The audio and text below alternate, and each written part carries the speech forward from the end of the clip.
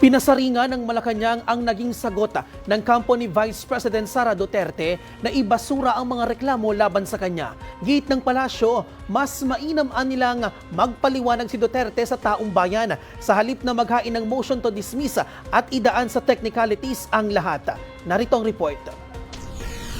Bumuwelta ang Malacanang sa isinumiting sagot ng kampo ni Vice President Sara Duterte na humihiling na ibasura ang articles of impeachment laban sa kanya. Pinuna rin ng palasyo ang paggamit ng mga teknikalidad sa depensa ng Vice-Presidente na anilay katulad din ng mga argumentong inihain noon sa House Committee on Justice. Ayon kay Presidential Communications Office Undersecretary Claire Castro, mas mabuting ipaliwanag ni Duterte sa taong bayan ang mga paratang laban sa kanya sa halip na umasa sa mga technical arguments para maipadismiss ang kaso.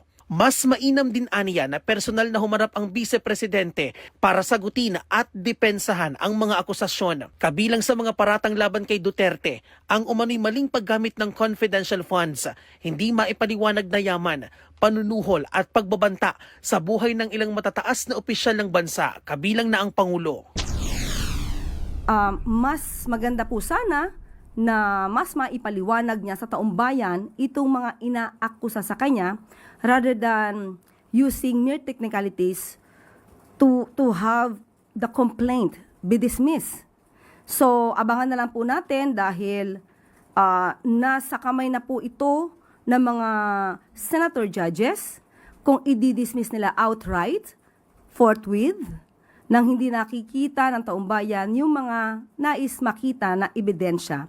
Ayon pa kay Castro, may negatibong epekto sa ekonomiya at sa taong bayan ang nangyayaring sigalot sa Senado. Dahil aniya sa mga nagaganap sa mataas na kapulungan, naaantala ang pag-usad ng mga nakabinbing priority bills na nakalinyang maisabatas.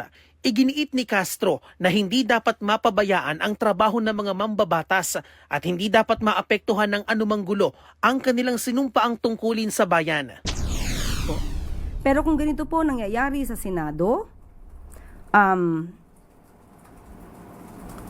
mahihirapan po talaga.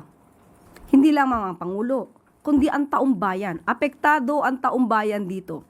Pati po ang ekonomiya ay maapektuhan sa ingay at gulo sa Senado. Samantala, tiniyak naman ni House Lead Prosecutor at Batangas Representative Jervy Luistro na tuloy-tuloy ang paghahanda ng House Prosecution Panel para sa nalalapit na impeachment trial. Ayon kay Luistro, nakatuon sa kasalukuyan ang kanilang hanay sa paghahanda para sa paglilitis kasabay ng pagtutok ng Kamara sa pagpapasa ng mahalagang panukalang batas. Binigyang diin din niya na hindi nakasentro sa charter change o iba pang issue ang kanilang atensyon, kundi sa paggamit sa kanilang constitutional na mandato. Right now, full swing po ang aming preparation.